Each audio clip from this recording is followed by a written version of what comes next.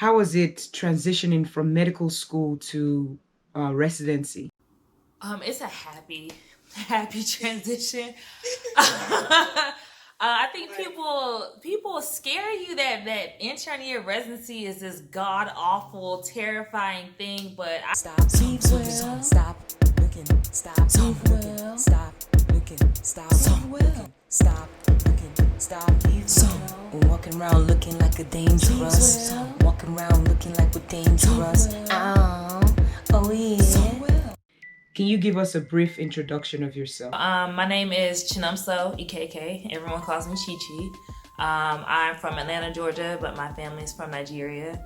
I was born and raised in Atlanta. I went to all of my schooling, including medical school in Atlanta, until I got into residency in South Carolina. So my med school was Morehouse School of Medicine. But what did you want to be as a child? I wanted to be a doctor as a kid, but also a teacher as well. So I don't really know which one came first, the doctor or the teacher. But I loved both of them, and my dad's a teacher. And so, of course, I was trying to get pointers from him, but he was like, no, you should just be a doctor. Don't be a teacher. So he kind of pushed me towards the doctor passion way harder. But yeah, I used to talk to like my pediatrician all the time, and I was a very curious kid. So definitely being a physician was a childhood dream for me. How was it transitioning from medical school to residency? It's a happy transition. I think people scare you that intern year residency is this god awful, terrifying thing, but I've fully embraced it. If I'm being quite honest, I hated being a student. I hated feeling like I didn't know anything. I hated feeling like I wasn't really a part of the team for real, but still being told you have to take autonomy of your patient and you have to show up early where my thoughts and my desires don't matter, you know? At least that's how I felt. So I was very happy. And even with like COVID hitting, I was even more like anxious, like, please, I'm so tired of being in school. Let me just get out and do what I want to do. So it was very welcome. That's good. So you don't miss medical school? Oh, absolutely not.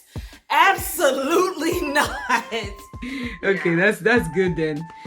So my next question would be, how's life in residency? Give us a brief description of what work-life balance is now for you. Life overall is okay. Work-life balance, I'm still trying to learn how to do that well. I will say that my particular residency does not overwork their residents, so we have a lot of built-in things to help you, relax and not be as stressed out. As an intern, I think the biggest hurdle you'll have to overcome is just learning your new hospital space and learning your co-residents and the attendings and just the personalities of all the people you'll be interacting with. Because in medical school, you have 4 years to get to know everybody and kind of, adjust yourself accordingly. But this is a little bit different. So typically, the service I'm on now is internal medicine.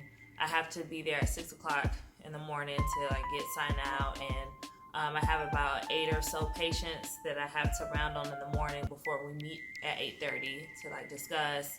And depending on your attending, some of them want to then go and see the patients again with you, and some of them will go see the patient by themselves. And then you have to, call the different consults. You have to put in all your notes, put in all your orders. So you're very busy. Like internal medicine, you're busy from the time you walk in through the door to the time that you walk out. Even now, I have my pager on me because I'm technically still on until 5. So I have to be able to respond to all my pages until 5. Wow, that sounds busy. Oh yeah, it's definitely busy, but the thing is, most of my patients, I'm able to stabilize them, and I have a good system set up where I don't get many pages unless something god awful is happening.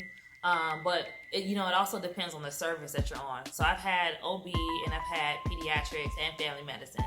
So depending on what rotation you are within family medicine, determines how busy or not busy that you are. But overall, it's been a good balance. I don't feel overworked. I'm not sleep deprived. I'm not irritable. I'm not scared. I have good coverage from my upper levels and my attendings. I can talk to them if I need to. So I like where I am. That's awesome. So scheduling, what is the scheduling like? Like how many hours do you work a week? So according to ACGME, you can only work up to 80 hours a week. So I'll put that out there first. And they, my program definitely tries to make sure that we stay within that hour recommendation, because it's a violation if you go over. But once again, it depends on the service that you're on. So when I was on OB, there were 24-hour shifts, and it's actually like 24 hours plus 6, so like 28-hour shifts-ish. When I was on pediatrics, it was pretty much when you're there, and then when you leave, you leave. So you don't have to worry about a page. You don't have to worry about staying overnight for 24 hours. And then family medicine so far has been my most relaxed.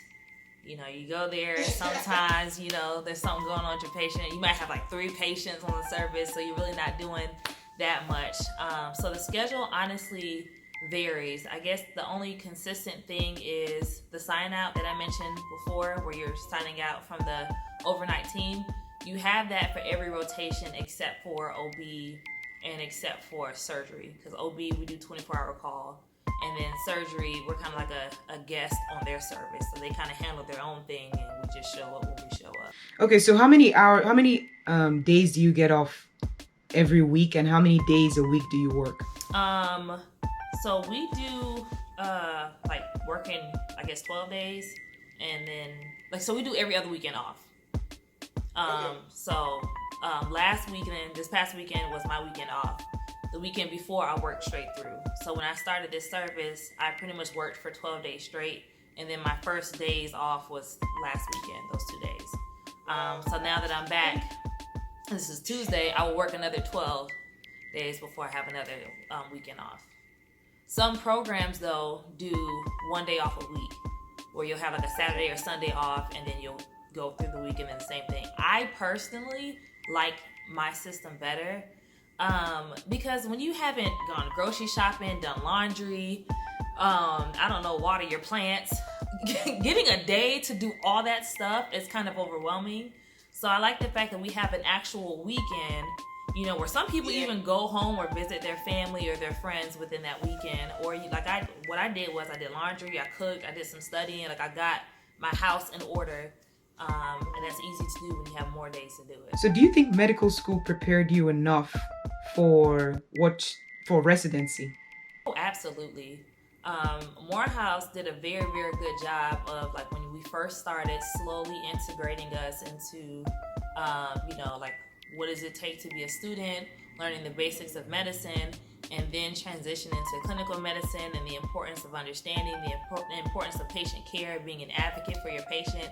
And I learned a lot of different ways to keep up with the workload that I didn't even realize I was learning. It was a lot of passive learning with that type of stuff, like watching the residents, write out their checklists for what to do today, listening to them when they were talking to consults, listening to the attendings of the way that they teach. So it's funny that, now that I'm here, I've been able to just adopt that passively, without thinking about it. And I think that's why I personally don't feel overwhelmed, because I feel like I really had a great foundation, a great understanding, where all I have to do is really focus on just being in a new hospital and being in a new state. Those are my only hurdles. But how is the learning curve so far? Do they still give you the same treatment when you're a resident, or do they just leave you to do stuff on your own? It's very much independent learning. The hope is that you retain a good amount of the information that you learned in medical school. So a lot of people say that, you can just forget things and you'll relearn it when you become an intern. And I guess that's true, but that's not within your best interest. For me, because of COVID, I actually studied throughout the little month or two that we had, because, rotations kind of got messed up. So I was able to retain a lot of information. I also will say that, you can always ask. So some things I forgot from med school, I ask my upper levels, or I ask my attendings, because, they're approachable and they just teach me. I will say that there are certain things you're just not going to be able to learn in medical school, because you're not a doctor in medical school. You're a student doctor or whatnot, but you're still a student. So there's a lot of things that you don't have to deal with orders. You don't have to deal with calling consults. You don't have to deal with, for instance, as a student, sometimes if I didn't go to work or to clinic or whatever, I just didn't go, right? The patients were still taken care of. Everything still went as if I did not exist. But I cannot do that now. If I don't go to work, people are going to be like, oh my gosh, I don't even know this patient. I don't even know what we're doing for this patient. Like, you know, so you're very much like, you matter. This sounds horrible, but it's important that you go to work. Like, it's very important. So. But it's true though, you guys are doing a lot, so you matter, actually. Can you give fourth-year students advice to transitioning from medical school to residency? I will say, when you're going through the interview process, ask the questions that you care about. I think a lot of people are prepped and told, like, make sure you ask this, make sure you ask that. And it's like, I mean, it's okay to ask some of the generic questions so you can show interest and whatnot, but you know, you should ask the things that you care about. Like for me, I cared about a strong women's health component in my residency. You know, I don't want to do OBGYN, but I want a good amount of it here, and I asked about it. Location was important. I'm only 2.5 hours from Atlanta. So I asked about like time off and how, you know, commute and all that stuff. I asked about the friendliness of the program and if the residents got along or if the program director is available. So I think that sometimes, and ask even about pay and about days off. Like, this is a job at the end of the day. Like, this isn't med school where you're paying them to teach you. Like, people, they're actually employing you. So you should ask about benefits. You should ask about insurance. You should ask about days off. Like, ask about things that matter, because when you're here, you're kind of stuck unless you want to go through that whole process again. So ask the things that are important within reason. Don't get crazy, but yeah. And then ask them, would you give me like 5-day vacation? Exactly. But I think a lot of people don't ask anything. They just ask about, like, you know, how well do your residents do on boards, and how well do you think they're prepared to work in the outside field? And all that stuff is very important, but the humanistic portion of it is also important, if not more important. So you're going to be here for 3+ years. Wow. Let's say like 2 things that you did that you think that are very important that they should do when they start residency. So, okay, this sounds like a little bit stalkerish, but I was in like this shared student doctor group thing. And I actually found one of the residents that was at this program there. And I asked her a couple of questions while I was still in the interview process. And then when it got to the point where I was starting to make like my rank list, I talked to her a little bit more. And then when I found I actually got in, I asked her a whole bunch of questions about, like, you know, personalities, how to get acclimated, personal things like, you know, where to get hair products. Because, you know, I've never lived here before. I'm in South Carolina. I've never lived here before. So, you know, she really helped acclimate me where it wasn't a lot to digest when I got here. So I will say, trying to see if you can connect with somebody who's already at the program that you want to be at, or at the program that you match into, will help the transition. Yeah, will definitely help the transition. I will also say that, so I don't have like any family or like people that I know here either. Like, I'm, you know, getting to know my co-interns and my co-residents. So I think that staying connected to your support system is very, very, very important, because it can be kind of lonely or overwhelming if you don't have people that you can talk to. So I definitely make a point, whether if I'm not going to Atlanta, you know, like at least once a month, I either go there or somebody from there comes here. Okay, so we're gonna need some type of commute. It's important. It's really important. To my dad all the time, my siblings all the time, my friends in med school and outside of med school, my boyfriend. Like, I think it's very, very important to hold tight to your supportive community, because it doesn't end at med school. That's nice. That's good to know. That's really good to know. Okay, so do you have any interview tips for med school students, fourth-year medical school students? Yeah, so of course the general one is actually know about the program that you're applying to. Read their website, look at their requirements, you know, read their mission statement. Like, you'll be surprised. You will be surprised how many people are like, so what does your program do? And it's like, did you read anything? You know, and that shows that you are also interested if you try to get to know as much as you can. I will say, yeah, so definitely reading about them.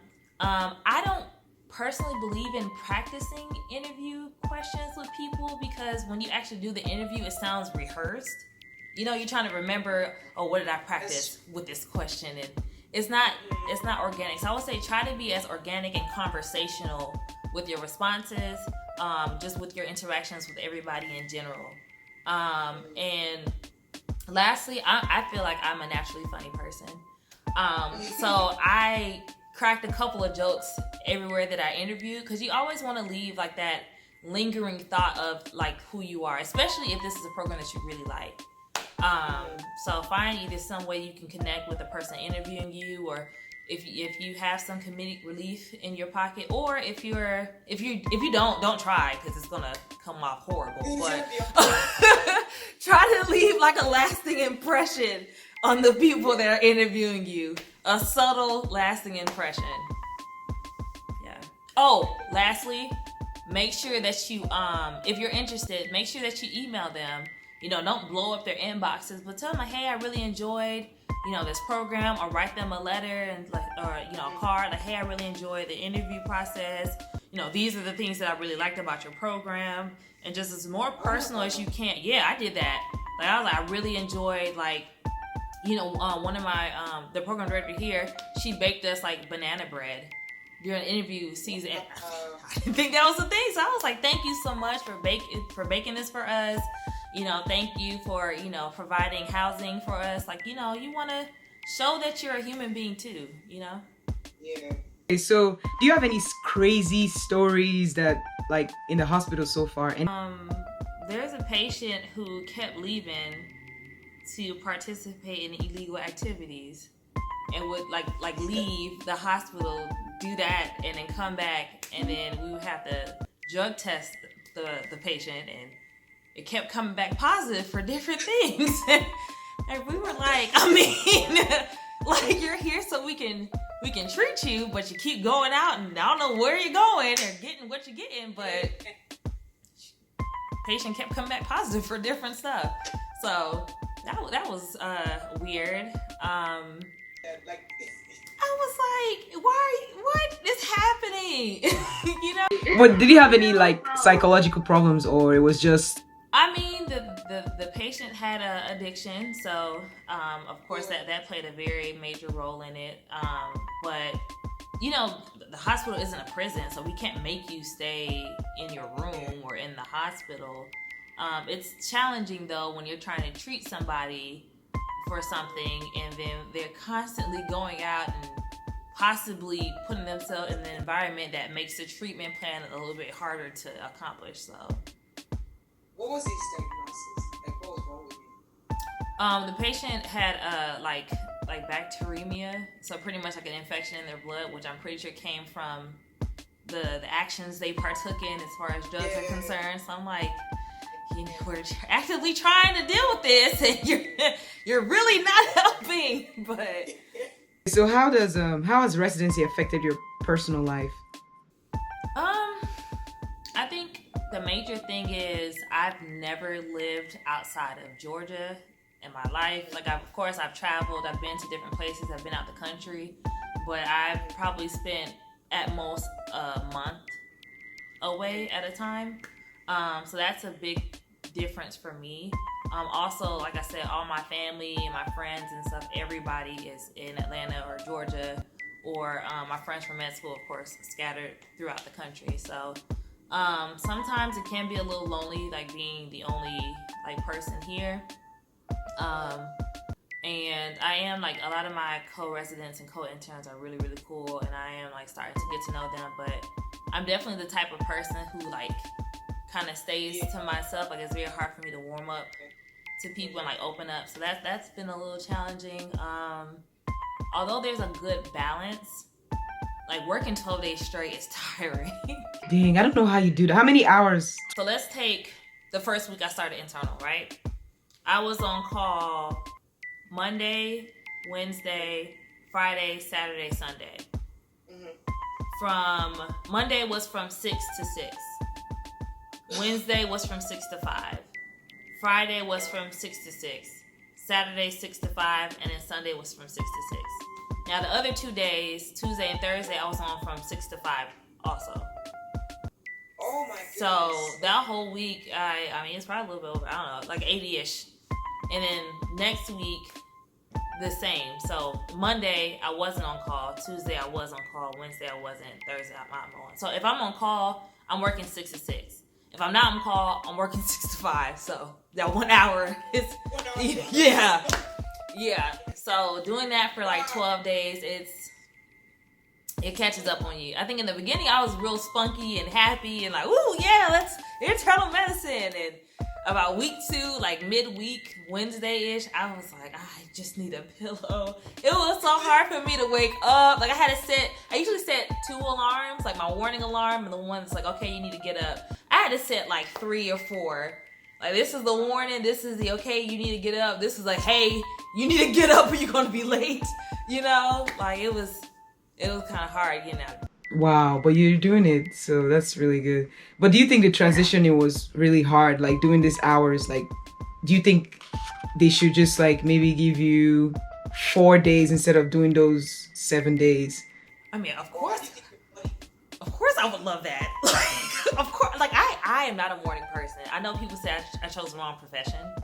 I'm not a morning person at all. Like, my internal alarm clock is like 9:30. So it's a struggle, but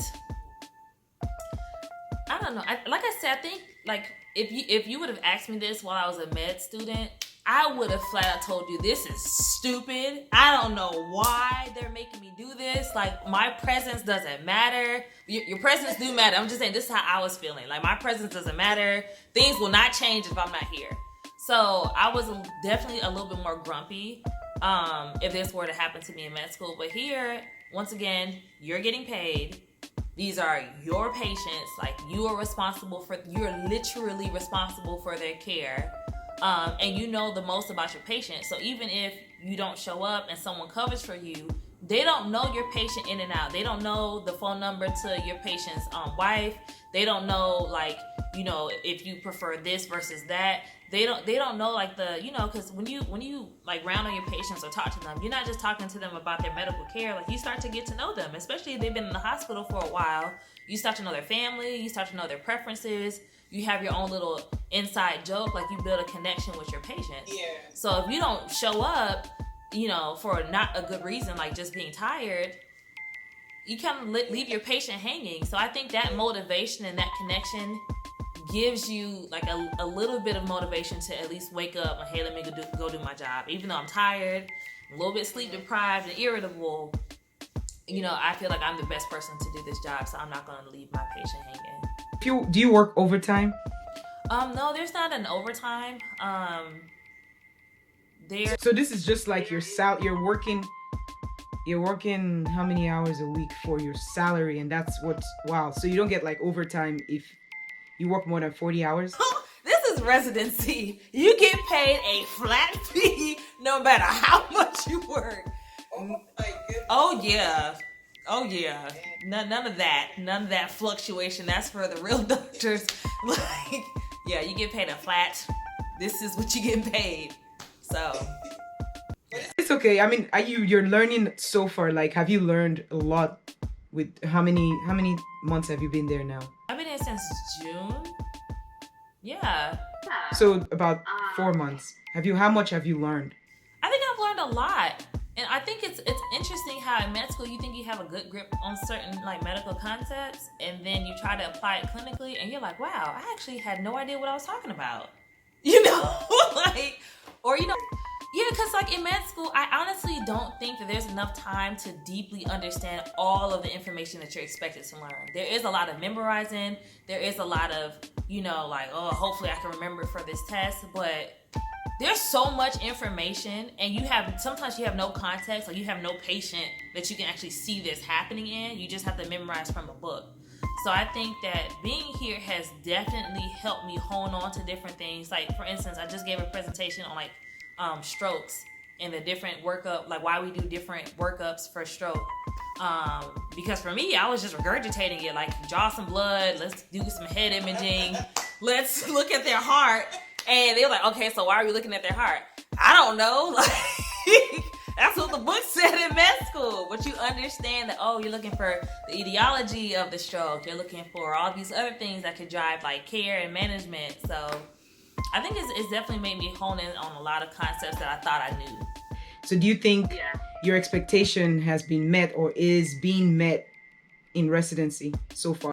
I think it's honestly been exceeded. Like I said, the fear of intern year being this god-awful, like unbearable situation, I honestly have not experienced that. And like I said, I felt better about just my position in life for these past 3 or 4 months than a good amount in med school. So, well, that's all the question I have. Do you have any last words for the people? I would say, just do your best, enjoy the journey. I know sometimes it's hard to do, but like everything will pass. All those that are in second year, it will pass. I know it's the worst year of your life, but it will pass. Fourth year is pretty much a breeze, but I know COVID kind of messed up like vacation plans and stuff. That will pass. Like COVID messed up my graduation. I didn't even have one, but it'll pass. Like the reasons why you wanted to be a doctor will stay. It stays fast, and then you just continue the journey, and you'll be good. That's good. Thank you so much for taking the time to talk to us. I know you just came back from a shift, but I really appreciate you, and I hope this helps someone. Make sure you guys, if you have any questions for her, just leave a comment down below. I'll ask her and make sure she responds. Hopefully, she'll have time for us. I will! But yeah, I'm so grateful for your time, and yeah, guys, just like, subscribe, and comment if you want to, and thank you so much. Bye, guys.